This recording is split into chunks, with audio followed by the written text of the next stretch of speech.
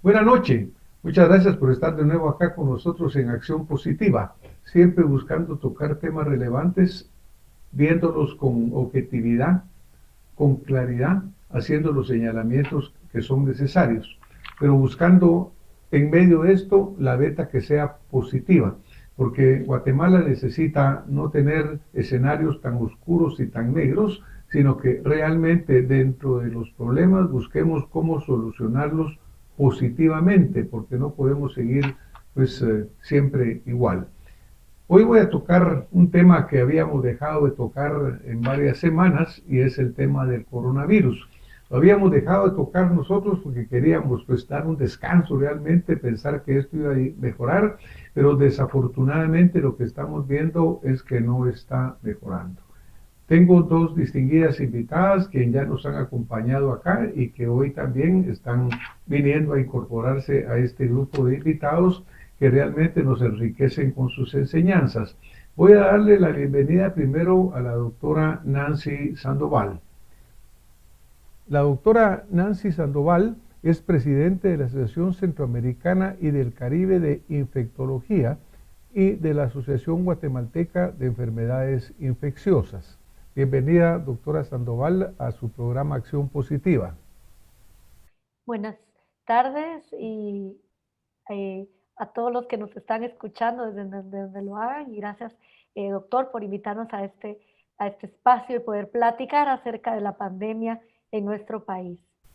Muchísimas gracias, doctora, y le doy también la bienvenida a nuestra siguiente invitada, la doctora Karen Slowin. La doctora Slowin ya nos ha acompañado en varias oportunidades, es médica y cirujana, especialista en salud pública, investigadora social, estuvo en la CGPLAN y ha tenido muchísima proyección con publicaciones en medios de prensa, en la radio, en la cual pues ha buscado guiar, ha buscado señalar caminos para cómo salir adelante de esta pandemia en una forma más efectiva. Tanto la doctora Sandoval desde su posición destacada en el campo académico y gremial como la doctora Slowin han sido referentes muy importantes. Bienvenidas, doctoras. Quiero empezar haciendo una pregunta directa. Vemos la prensa, oímos los medios, escuchamos de todos nuestros amigos, parientes, etcétera, y estamos oyendo que está subiendo la pandemia en Guatemala. En vez de lo que está sucediendo en otros países del mundo, acá cada vez tenemos más casos, cada vez se oye más de gente que está siendo infectada e incluso de letalidad. Doctora Nancy Sandoval, ¿por qué estamos en esta crisis? Usted lo ha señalado. Cuéntenos, ¿qué le preocupa de lo que está sucediendo de esta cuarta ola? Sí, realmente lo que preocupa es de que Guatemala sí se ha mantenido en una constante meseta. Es cierto que hemos tenido picos y escaladas de casos que se han desbordado un poco porque el sistema de salud no se ha reforzado a lo largo de esta pandemia. Seguimos contando no con las mismas camas de junio del año pasado, sino con menos camas. No hemos tenido un incremento de contratación de personal sanitario para la atención de los pacientes COVID. Los pacientes no COVID siguen demandando y asistiendo a nuestro sistema ya saturado. Lo más notorio, quizás la punta de este iceberg, ¿verdad, doctor? Es que no tenemos vacunas, como estamos viendo que muchos países que se mantienen con pocas restricciones o con restricciones, pero vacunando mucho, han ido abriendo el país y limitando esas restricciones de movilidad. En Guatemala no tenemos ni una ni la otra. Por otro lado, hay que hacer notar, ¿verdad?, que puede haber una poca secuenciación de variantes pueden influir en esta alzada. Es preocupante porque la población ha bajado la guardia y no miramos que el gobierno ni las autoridades estén tomando medidas epidemiológicas para controlar la pandemia. Más de un año en esta epidemia en el país sin control. Muchísimas gracias, doctora Sandoval. Mencionó usted algo muy importante, es el hecho de que prácticamente con el COVID hemos olvidado, borrado del mapa por lo menos en las noticias, porque en la vida real siguen sucediendo todos los otros casos de enfermedades que suceden en Guatemala y que sabemos que son endémicas y que causan una gran morbilidad y una gran letalidad. Aquí prácticamente solo existe coronavirus, por lo menos en los medios. Pero eso no es cierto, porque hay dengue, hay chikungunya, ahí tenemos tuberculosis, en fin, una enorme cantidad de enfermedades. Pero vamos a preguntar a la doctora Karen Slowin. Doctora Slowin, ¿usted cómo visualiza esta situación de lo que se llama ahora la cuarta ola? Es decir, estamos visualizando que cada vez tenemos más casos, cada vez se habla de variantes nuevas y diferentes. Bueno, yo coincido con la apreciación que ya dio la doctora Sandoval. Nosotros que desde el Laboratorio de Datos hemos venido monitoreando los datos, sabemos que nunca ha habido un descenso suficiente, ¿verdad?, del número de casos diarios en el país y del índice de positividad como para pensar que la epidemia en algún momento estuvo bajo control, sino nos hemos mantenido en una escala, ¿verdad?, eso es definición de meseta, en donde ese pico nunca termina de bajar totalmente, sino se mantiene en un nivel que asegura la transmisión del virus en la sociedad. Entonces, ¿qué pasa? Esto, hay momentos, ¿verdad?, donde el descontrol es mayor y ha coincidido justamente con esos momentos donde se exacerban la interacción entre personas y pues como consecuencia tenemos estas alzas. Lo que yo veo más preocupante en este momento es que, a diferencia del año pasado, había todavía alguna voluntad, interés de controlar la situación. Hace un año estaba cambiando de ministro a ministra de Salud, estaba, digamos, una determinación y teníamos como una figura mala, ¿verdad? Un malvado al que no había podido hacer las cosas bien, a quien echarle la culpa. Ahora tenemos un año más tarde la misma situación o peor y con un ministerio que está absolutamente fuera de control de todas las situaciones. No hay pruebas, no hay vacuna, uno va a los puestos o a los lugares para hacerse la prueba, no hay, o cobran cualquier cantidad de dinero en los centros privados para hacerla. Es decir, una carencia de las funciones esenciales de salud pública que tienen que ver con la regulación, con la planificación, con la programación de compras y la ejecución de las mismas. Y esto ha llevado a situaciones de desabastecimiento en plena escalada del sistema que tiene que darle respuesta a los enfermos. Entonces, mi apreciación es que estamos peor en este momento. Hay una ingobernabilidad mayor del sistema. Y eso lo único que va a hacer es crear muchísimo más casos, ¿verdad? Y la letalidad, pues obviamente se puede incrementar y sobre todo aquella que el sistema no está detectando. Muchas gracias, doctora. Miren, desafortunado oír esto que estamos escuchando en este momento, o confirmando lo que sabemos la mayoría. Y lo triste de esto para mí personalmente es de que muchas veces en Guatemala todo se atribuye a que no hay recursos, a que no tenemos fondos. Pero esta crisis, por ejemplo, ustedes saben que se aprobaron 1.536 millones de quetzales para, por ejemplo, la compra de vacuna y la preparación de la vacunación. Todos sabemos también que Guatemala tiene comprados y prácticamente pagados 22 millones de dosis que alcanzan para 11 millones y medio de guatemaltecos aproximadamente, que siendo 16 millones de acuerdo al dato del INE, pues prácticamente estaría cubriéndose toda la población de Guatemala que requiere la vacuna.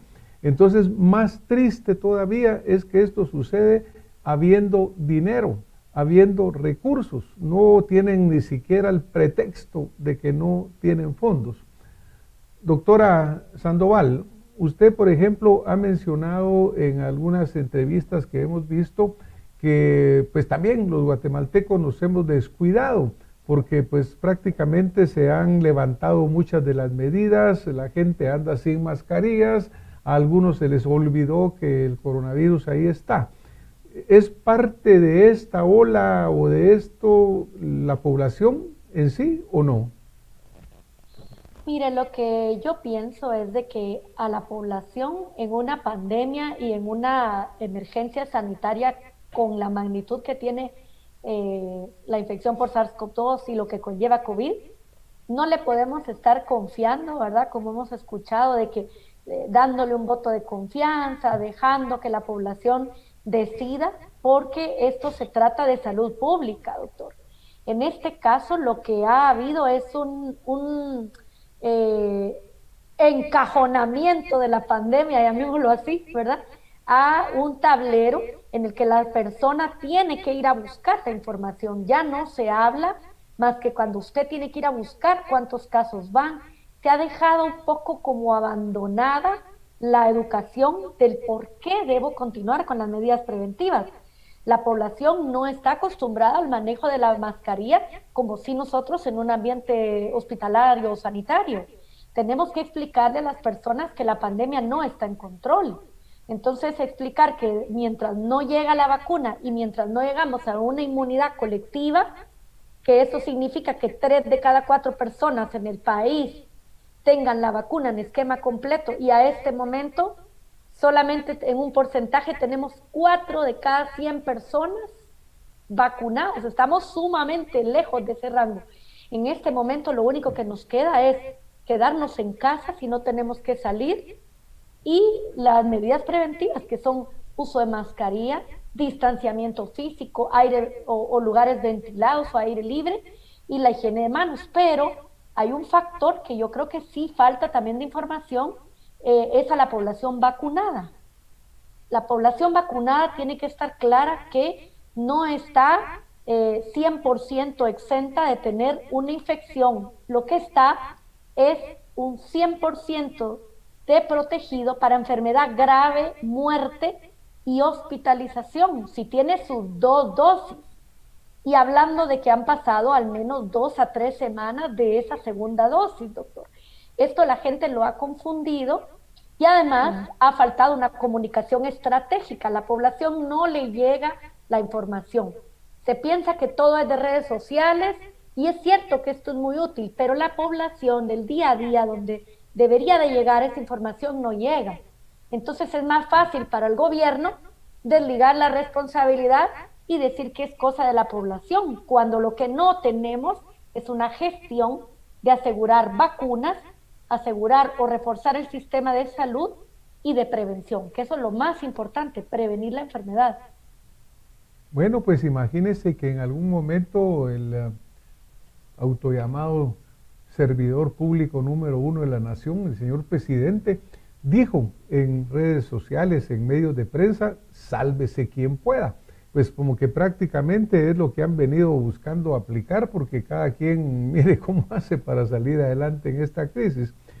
Doctor Slowin, como usted hemos platicado mucho sobre este tema en otros programas anteriores, y hemos comentado el hecho pues de que a pesar de que existen los fondos, nunca realmente se hizo un verdadero esquema o un plan de vacunación, porque no es solo tener la vacuna. Reitero, Guatemala tiene suficientes vacunas para toda la población que lo necesita, pero cuando por ejemplo leemos que se compra la vacuna Sputnik y leemos en medios de prensa hace unos días que de 600 puestos de vacunación, solo 21 tienen tal vez la capacidad para tener la vacuna Sputnik y poderla mantener en buenas condiciones, pues es obvio que realmente habiendo gastado en comprar tanta vacuna, resulta que ni siquiera tenemos cómo aplicarla.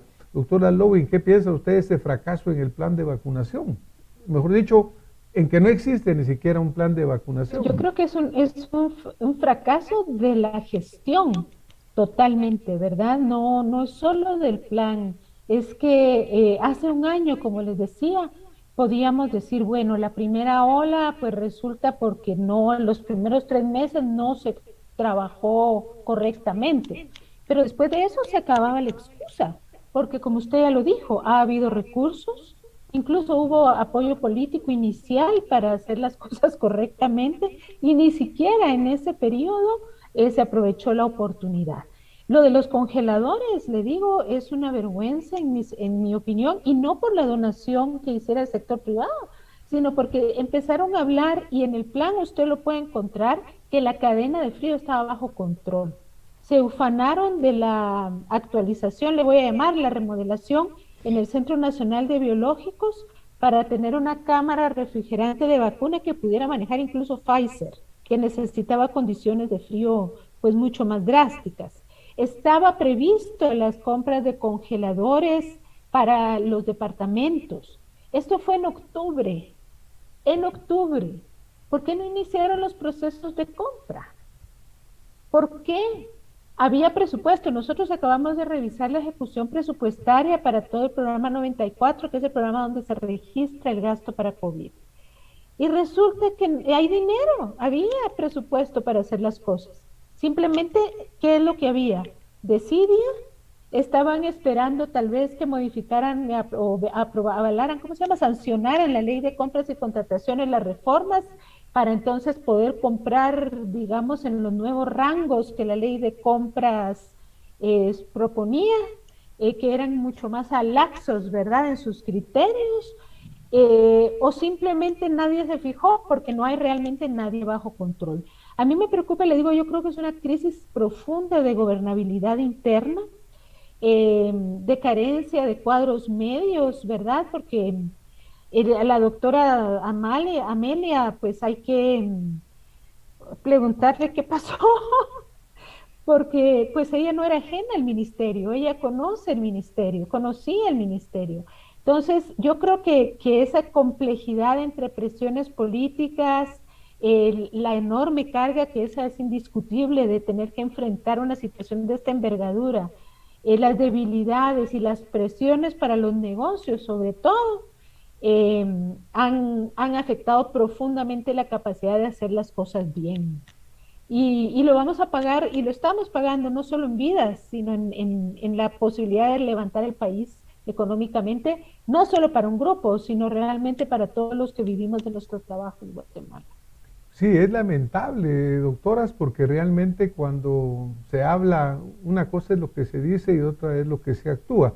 Es obvio que, como les digo, de 600 puestos de vacunación aproximadamente a nivel nacional, solo 21 tienen esa capacidad y resulta que todos ellos en centros urbanos.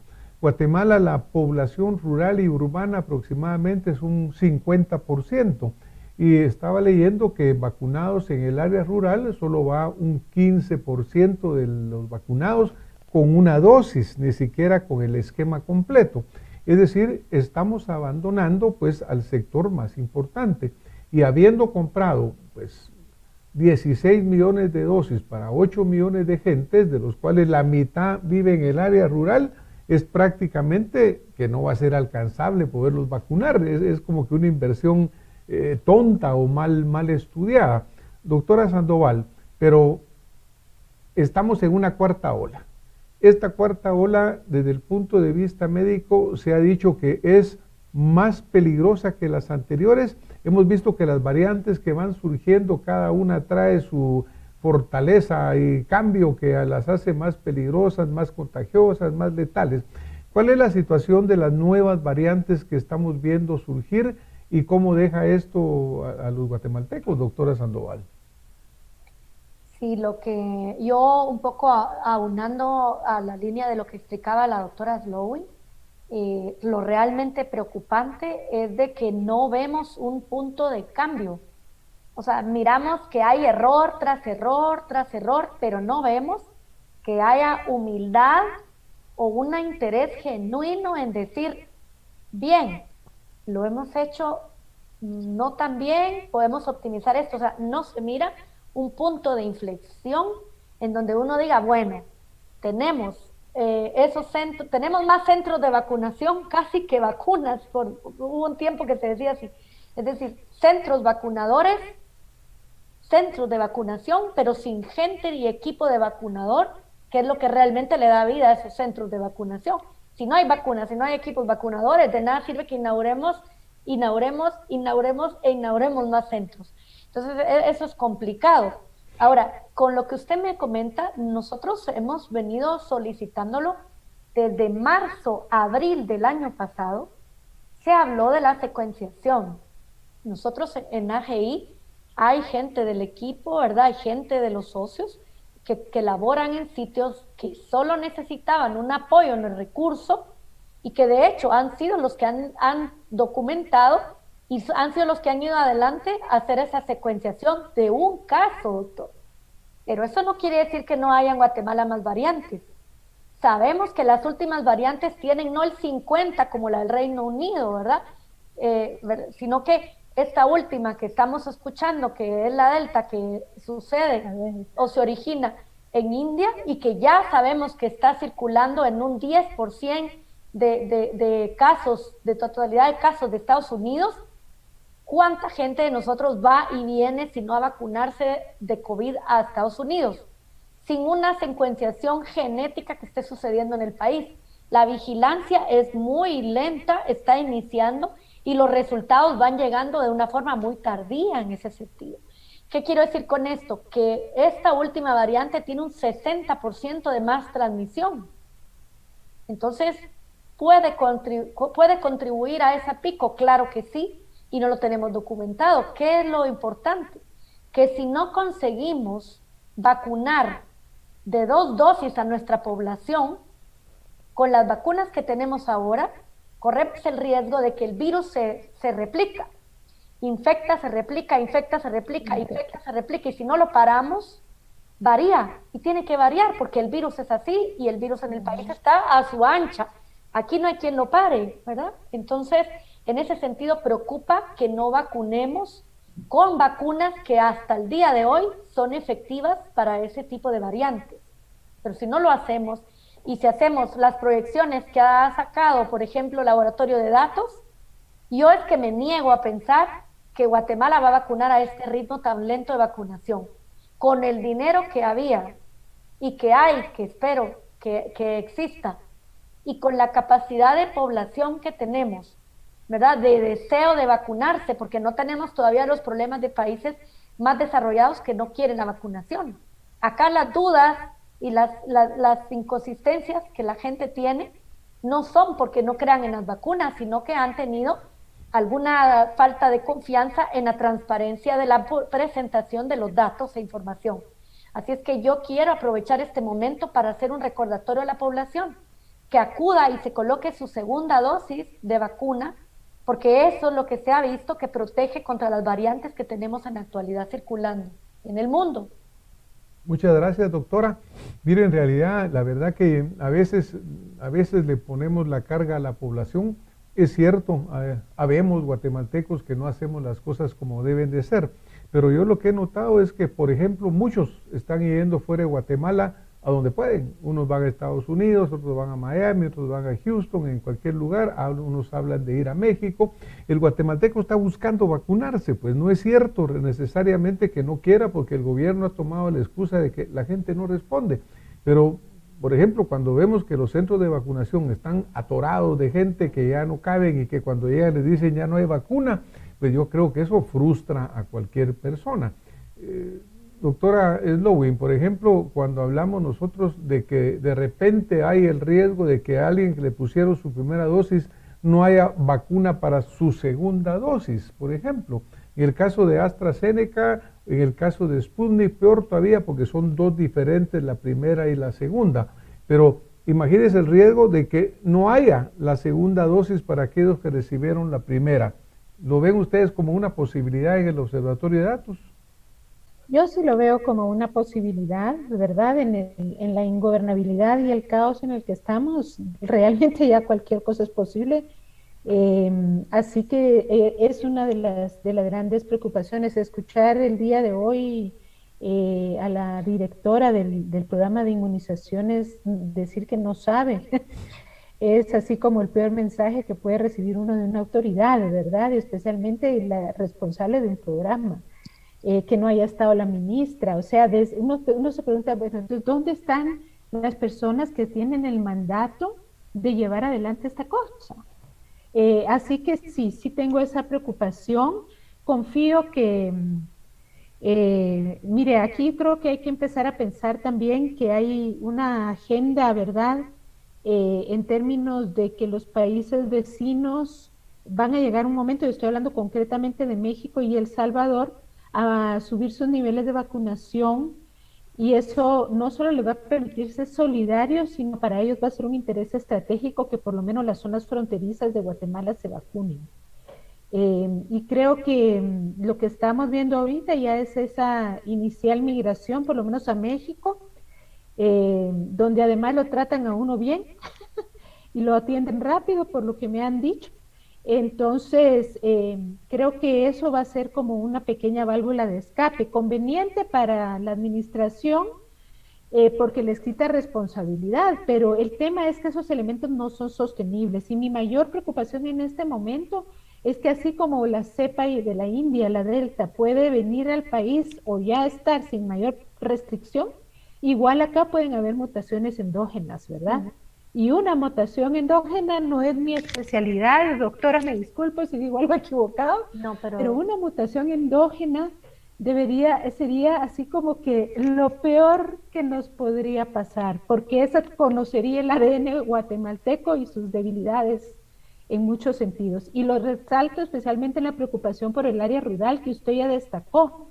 Efectivamente, esta epidemia ha tenido ahorita la característica de ser preeminentemente urbana, pero en el momento que el área rural se quede esa mitad desprotegida de vacunación, con todas las condiciones de vulnerabilidad previa que ya manejan, y hubiera una mutación, creo que es algo que las autoridades realmente tienen que pensar como un escenario posible muy preocupante, el que tenemos que evitar.